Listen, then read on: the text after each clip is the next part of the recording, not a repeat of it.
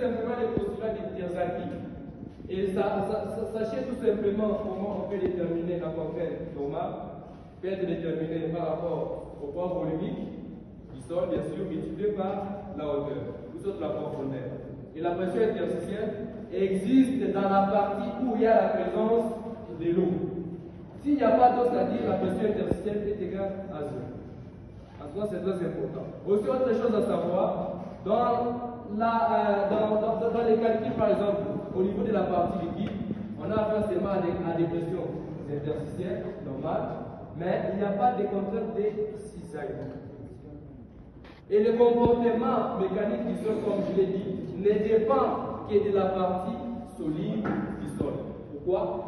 Parce que c'est une partie qui est responsable du tassement. C'est une partie, par exemple, où on doit trouver la présence de la contrainte de cisaillement.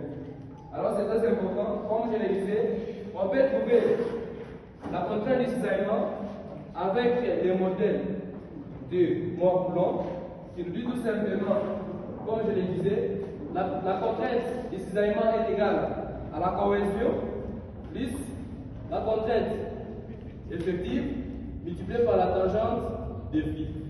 Vous allez vous rendre compte que la tangente de phi et la cohésion peuvent être trouvées au laboratoire en faisant l'essai de cisaillement.